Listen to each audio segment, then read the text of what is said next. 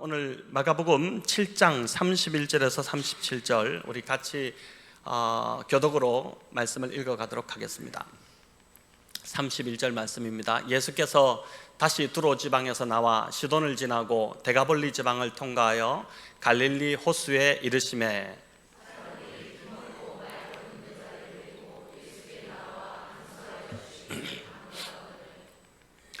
예수께서 그 사람을 따로 데리고 무리를 떠나사 손가락을 그의 양 귀에 넣고 침을 뱉어 그의 혀에 손을 대시며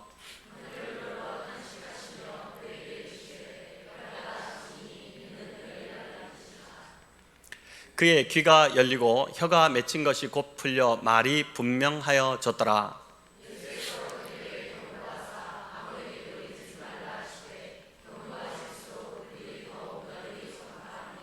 같이 읽겠습니다.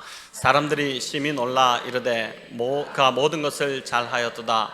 못 듣는 사람도 듣게 하고 말 못하는 사람도 말하게 한다 하니라. 아멘.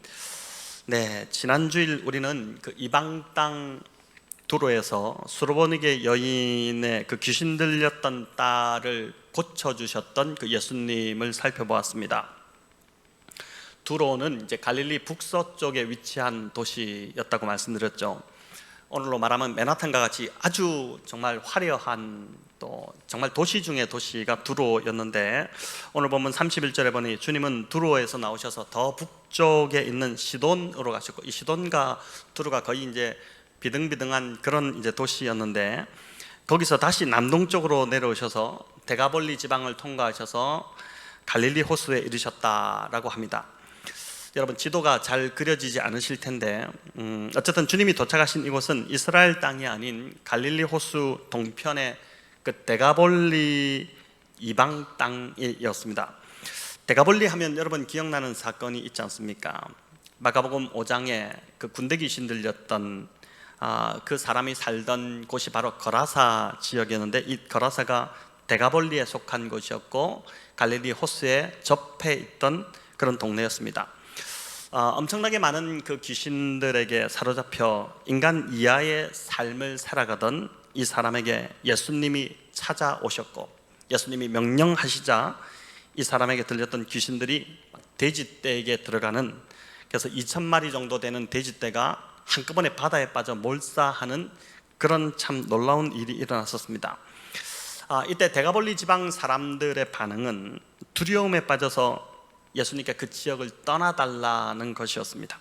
그들이 주목한 것은 고침받았던 그 사람이 아니라 자신들이 손해본 돼지떼였습니다. 예수님이 더 머무셨다가는 더 많은 재산적 피해가 날 거라고 이제 생각하고 두려워서 주님께 떠나가 주시기를 간청했던 것입니다. 자, 이런 사건을 통해 예수님의 이 첫 번째 이방 선교, 어떻게 보면 그때 그 사건이 거라사 지방에서 귀신을 쫓아내 죽은 그 사건이 첫 번째 이방 선교였다고 볼 수 있는데, 그것이 이제 실패한 것처럼 보였지만 오늘 본문을 보니 그렇지 않다는 것을 우리가 알게 됩니다. 데가볼리에 사는 모든 사람들이 예수님을 다 밀어낸 것이 아니었습니다. 예수님을 거부한 것이 아니었습니다. 오히려 많은 사람들이 예수님을 받아들였고 기다렸고, 그래서 예수님이 다시 오셨다는 그 소식에 많은 사람들이 몰려온 것입니다. 우리가 주님을 위하여 한 영혼을 섬길 때도 이처럼 선한 의도가 왜곡되기도 하고 또 실패한 것처럼 보일 때가 있습니다.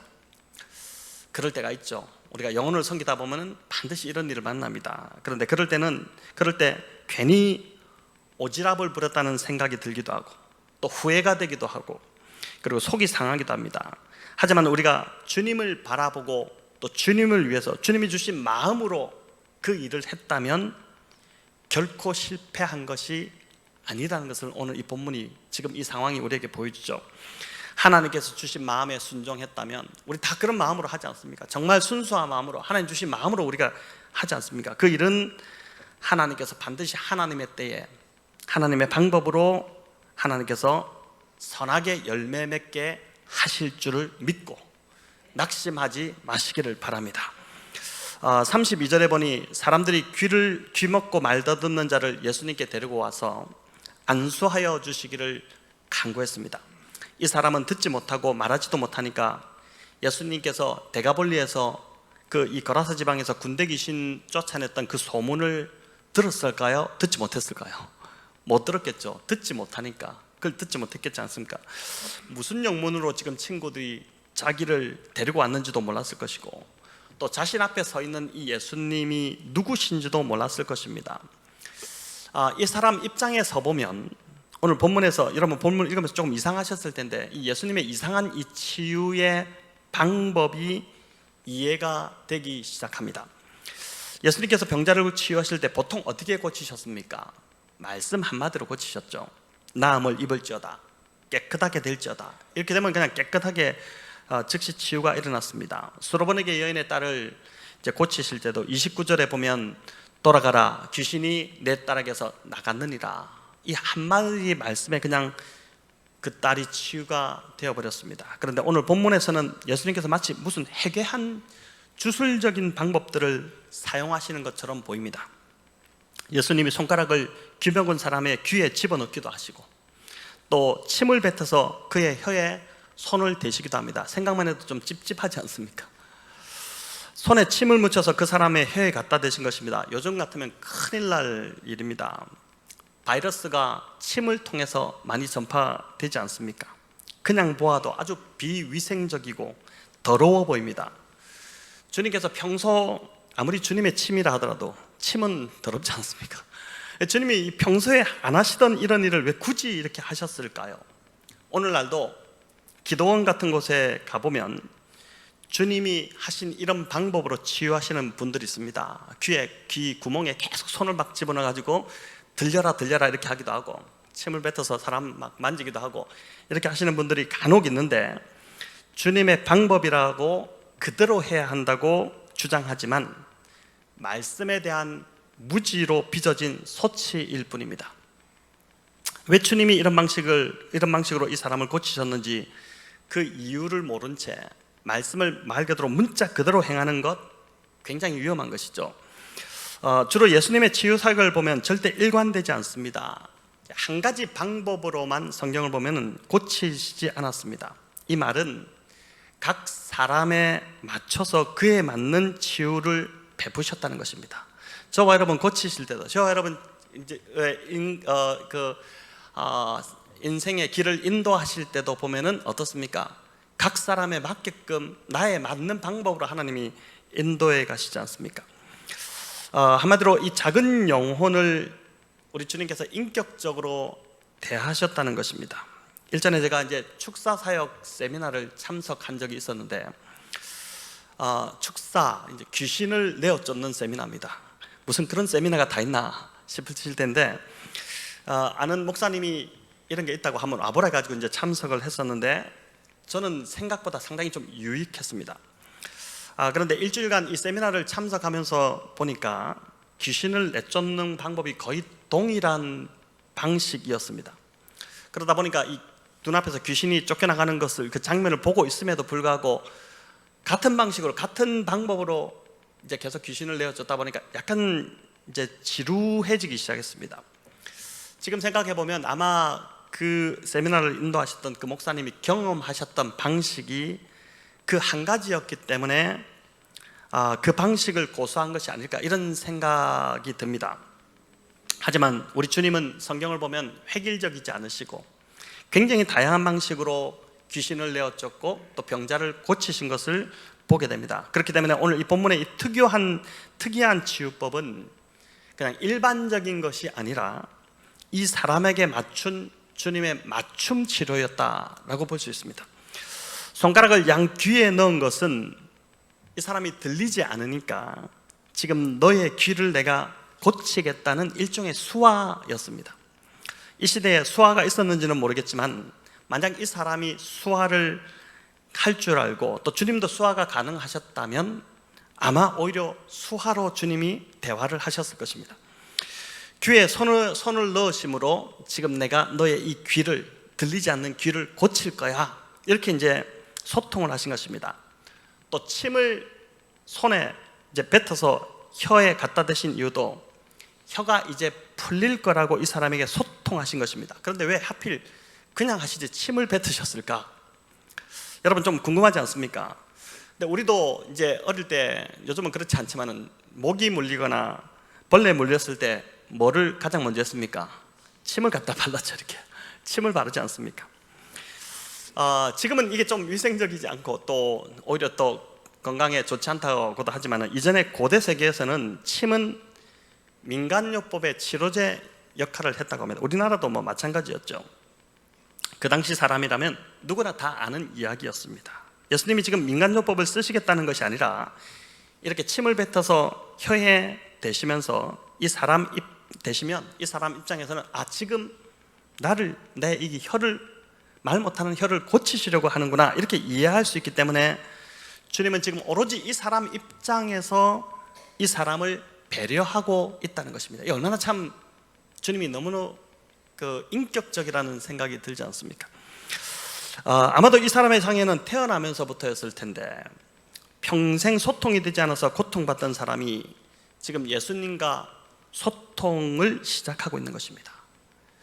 33절에 보면 예수님께서 이 사람을 따로 데리고 무리를 떠나서 고치셨는데, 사람들이 있으면 소통에 방해될 것 같으니까 따로 둘만의 공간으로 가신 것입니다. 따로 가신 것입니다. 통하지 않으면, 통한다는 말이 있죠. 소통이 되지 않으면 고통이 온다는 뜻입니다. 평생 불통의 고통 속에 살던 이 사람에게 예수님께서 지금 오셔서 소통으로 찾아오신 것입니다. 그것도 이방 땅에 살던 이 이름도 모르는, 정말 사람들에게 별 가치 없어 보이는 이 사람에게 우리 주님이 찾아오신 것입니다. 그러니 육신이 치유되기 전에 먼저 이 사람의 마음이 치유가 일어나기 시작한 것이죠. 34절에 보면 주님이 탄식하시는 장면이 나오는데, 이 탄식이 이제 어떤 종류의 탄식이었을까요? 이 사람이 평생 살아오면서 소통이 되지 않아서 받았던 고통에 대한 그 공감의 탄식이었을 것입니다. 이런 공감이 결국 치유의 기적을 불러오는 것이죠. 이전에 한 여학생을 제가 이제 상담을 한 적이 있는데, 아버지의 그 가정폭력으로 오랫동안 고통을 받았던 학생이었습니다. 이야기를 듣는데 그 아이가 살아온 그 인생이 제 속에서 이렇게 들어오면서 저도 모르게 이렇게 눈물이 쭉쭉 흘러내렸습니다. 그 아이가 이제 그 모습을 보고 조금 놀라기 시작했죠. 나를 위해서 함께 우는 사람이 있다는 그 자체가, 이제 그날 제가 거의 말을 하지 않았는데 또 말을 할 수도 없었죠. 왜냐하면 그 아이의 상황이 너무 처참해서 딱히 무슨 말로 위로를 해야 될지도 몰랐습니다. 그러나 그날 이후부터 그 아이의 마음이, 그날 저와 함께 한 1시간 남짓 함께 그냥 이야기를 들어주었던 그 이후에 아이의 마음이 굉장히 많이 편해졌고 밝아지기 시작하는 것을 보기 시작했습니다. 그냥 함께 울어준 공감이 그 어떤 말보다도 이 아이를 치유했던 것입니다. 물론 지금은 이제 어른이 되고 결혼할 나이가 되었지만은 주님의 탄식이 바로 이제 이 아이에게 제가 했던 것처럼 이 사람에게 바로 이런 공감의 치유가 되었다고 볼 수 있는 것입니다. 그런데 주님의 탄식 속에는 또 하나의 의미가 담겨 있습니다. 하나님과의 그 영적 소통이 끊어진 인간들에 대한 탄식입니다. 여러분, 이 본문 앞장에 보면은 장로들의 유전 논쟁에서 그 바리새인들과 율법학자들이 나오는데, 이들은 다 정상인들입니다. 귀도 잘 들리고 또 말도 잘합니다. 여러분, 바리새인들이 얼마나 말을 잘하는 자들입니까? 말로 이겨낼 재간이 없는 자들입니다. 말 잘하는 사람들 있지 않습니까?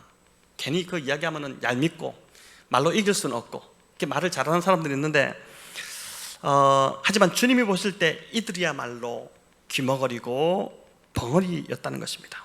겉으로 보기에는 대단한 하나님의 사람들처럼 하고 다녔지만 실제로는 영적으로 하나님과 단절되어 있는 자들이었고, 하나님 아버지와 그 어떤 소통도 없이 살아가면서 전혀 불편함을 모르는 자들이었습니다.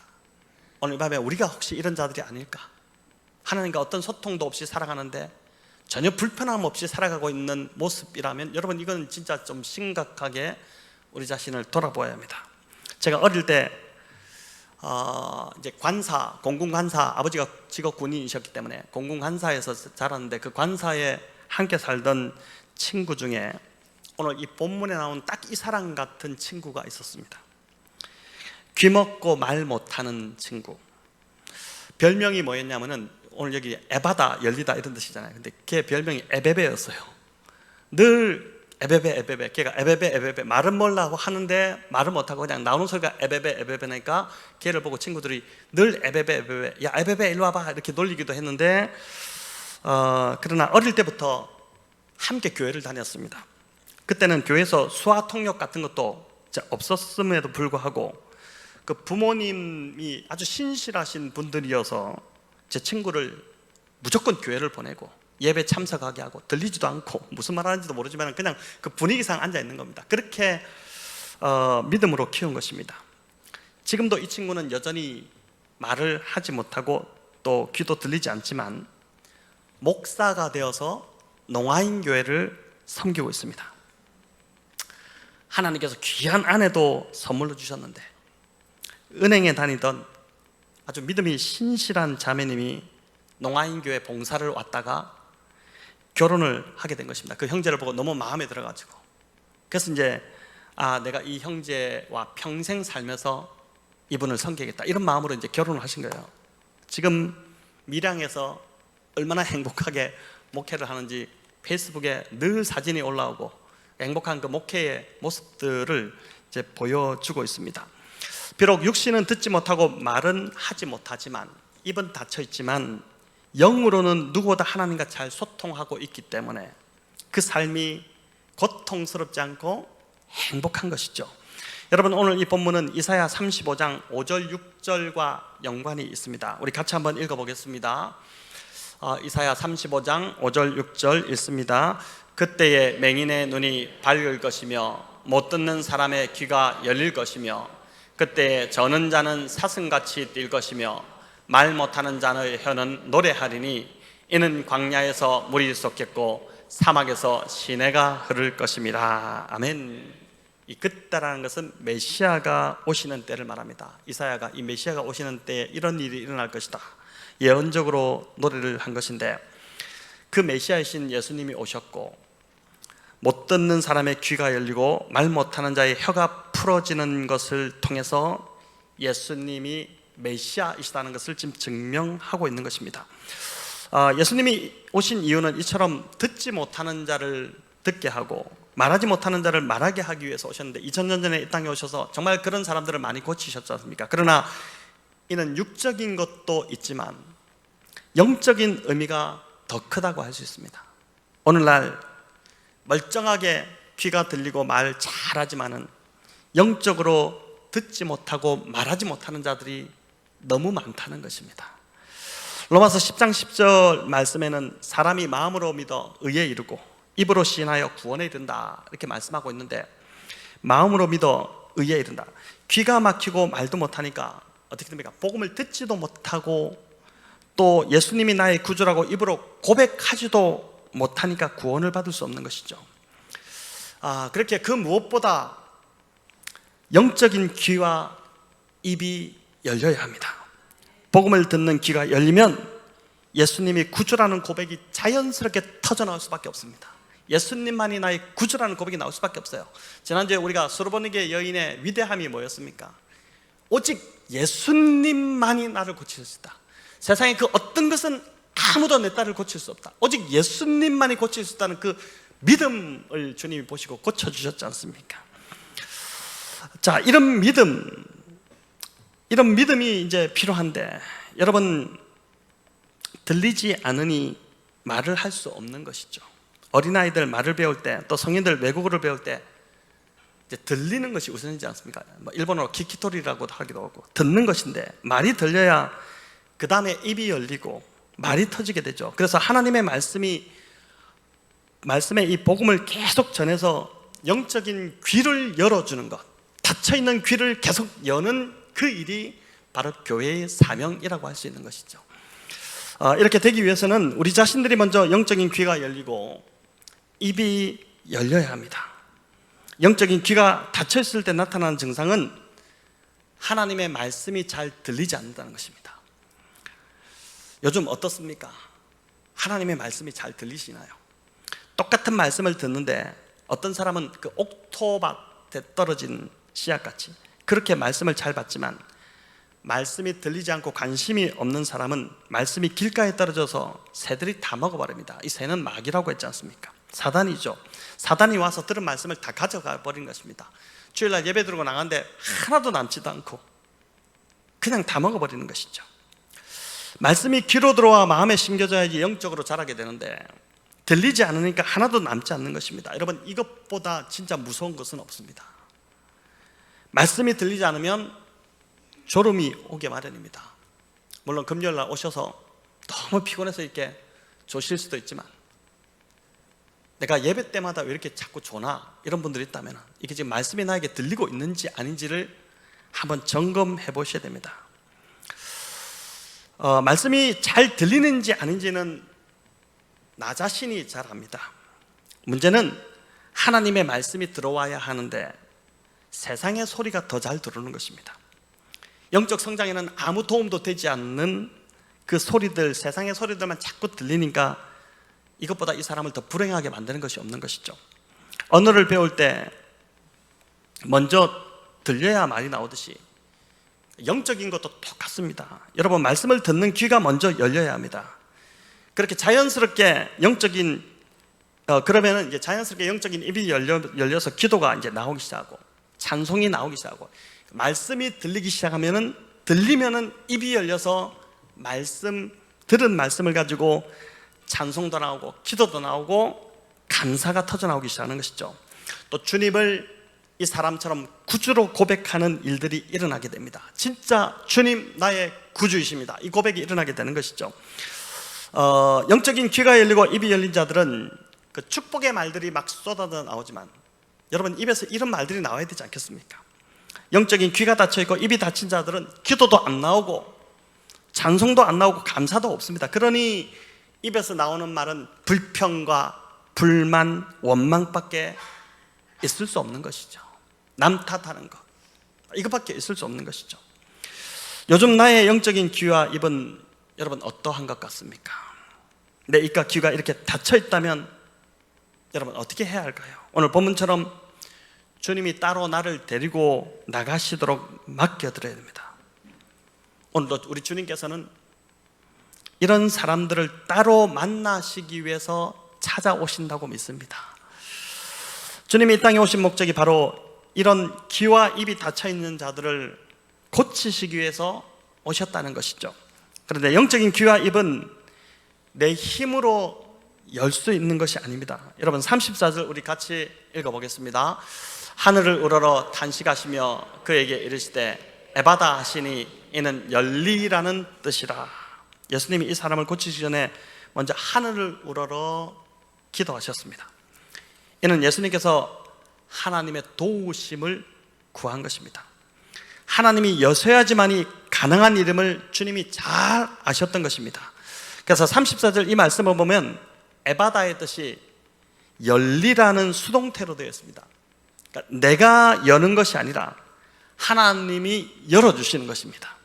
예수님께 나아갈 때 예수님이 내 닫혀있는 귀를 열어주시고 내 닫힌 입을 열어주신다는 것이죠. 마가복음 7장과 8장이 이방지역 선교 내용인데 장수로 보면 2장밖에 안 되지만 기간으로 따지고 또 예수님의 이 여행 경로로 따져보면 제법 오랜 시간이었습니다. 이 기간 동안 무리를 떠나서 주님은 특별히 제자들에게 집중하고 계신 것을 보게 됩니다. 오늘 본문에 이 귀 먹고 말 못하는 자를 따로 데리고 나가서 치유하신 것처럼 영적으로 귀 먹고 말 못하는 제자들을 따로 데리고 이방 지역으로 다니시면서 특별히 이들을 다루고 있습니다. 이런 시간들을 통해서 제자들의 귀가 열리고 입이 열리는 그런 일들이 일어나게 된 것이죠. 그래서 마가복음 8장에 보면 뭐라고 제자들이 고백하냐면 빌립보 가이사랴에서 베드로가 이렇게 고백하죠. 주는 그리스도시요 살아계신 하나님의 아들이라는 이 고백, 이 놀라운 고백이 주님과 따로 계속해서 주님께서 집중해서 그 제자들을 그들의 귀와 입을 열어주신 결과로 나온 고백이었던 것입니다. 부모인 우리들도 주님이 특별히 다루어 주셔서 영적인 귀와 입이 열리도록 기도해야 할 것이고, 또 우리 자녀들도 어릴 때부터 영적인 귀와 입이 열리도록 매일 기도하셔야 합니다. 아까 제가 서두에 말씀드렸듯이 정말 아이들이 정말 저는 그렇게 되길 바라요. 우리 집 아이들 보면서도 지금은 정말 소망이 보이지 않지만, 그러나 이 아이들이 바뀔 것을 제가 확신하기 때문에, 하나님이 하실 것을 믿기 때문에, 그 아이들이 정말 교회 와서 떠들고 놀고 막 장난치고, 아이들이기 때문에 당연히 그렇게 하겠지만은, 그러나 정말 또 기도할 때는 뜨겁게 기도하고 눈물 흘리며 기도하고 그 입을 열어서 하나님께 기도하고 찬송 부르고, 이런 모습 여러분 좀 우리가 소망해야 되지 않겠습니까? 이제 이것보다 더 큰 축복은 없는 줄로 믿습니다. 자녀들의 찬송하는 입이 얼마나 예쁘고 기도하는 입술이 얼마나 아름답습니까? 이들의 입에서 예수님이 나의 구주이십니다, 그리스도이십니다, 이런 고백이 나올 때 우리 자녀들의 장래가 소망이 있게 될 줄을 믿습니다. 33절에 예수님이 이 사람을 따로 데리고 무리를 떠나서 막힌 귀와 입을 열어주셨다는 사실을 다시 한번 좀 붙드시면 좋겠습니다. 여러분, 주님과 따로 만나는 시간이 있어야 됩니다. 그래야 영적으로 막힌 귀와 입이 뚫어질 수 있습니다. 사람들 사이에 있어서는 여러분 문제 해결이 안 됩니다. 그래서 내가 따로 주님 앞에 나아가야 되는데, 주님이 고쳐주시도록, 주님이 열어주시도록 계속 좀 주님 앞에서 부르짖는 시간이 필요한데, 저는 이 금요 기도회만큼 주님을 따로 만나기에 좋은 장소와 시간이 없다고 믿습니다. 성도 여러분, 이제 설교가 끝나고 한 두 가지로 우리가 기도하지 않습니까? 기도가 끝나고 나면 불이 꺼지면 썰물, 밀물 이렇게 빠져나가듯이 나가지 마시고요, 일찍 집에 가서 가봤자 뭐 좋은 게 없지 않습니까? 얼마나 좋은 시간입니까? 이 저녁 시간이 다 포기하고 오셨는데. 그래서 정말 영적인 귀와 나의 이 영의 귀와 입을 열어주시라고 한번 간절히 기도해 보시기 바랍니다. 기도 속에서 주님의 음성을 들리면 여러분 마음이 정말 채워지는 것을 경험하게 될 것입니다. 그러니까 그런 것 같아요. 공부 잘하는 아이들 머리로 공부했습니다 이렇게 하지 않고 엉덩이로 공부한다 이렇게 하지 않습니까? 신앙도 마찬가지일 것 같습니다. 신앙도 기도는 오래 앉아 있을수록 기도의 능력이 비례합니다. 그러니까 기도는 엉덩이로 하는 것 같아요, 보니까. 그래서 오늘 목사님 또 일찍 가지도 못하게 만드시네 이렇게 생각하지 마시고, 우리 또 오늘 목자님들 기도도 해주셔야 되고, 이렇게 하니까 또 시간이 좀 더 이제 늘어나겠지만은 더 좀 머물면서 하나님 앞에, 이제 의자도 넓잖아요. 지금 널찍널찍하게 얼마나 좋습니까? 기도하기에 붙어 있지 마시고, 그래서 정말 하나님 앞에 나가서 하나님을 만나고자 부르짖으면서, 오늘 본문이, 오늘 말씀이 나의 이 닫혀있는 입과 귀를 열어주시옵소서. 기도가 지금 잘 안 나온다면 열어주시옵소서. 기도가 터지도록 해주십시오. 늘 불평이라면 좀 감사가 터지게 해주십시오. 이런 기도를 여러분 오늘 이 밤에 좀 하나님 앞에 부르짖어 보시기 바랍니다. 부르짖으면 응답하시고 성령으로 역사하시고 그런 일들이 반드시 일어나게 되는 것입니다.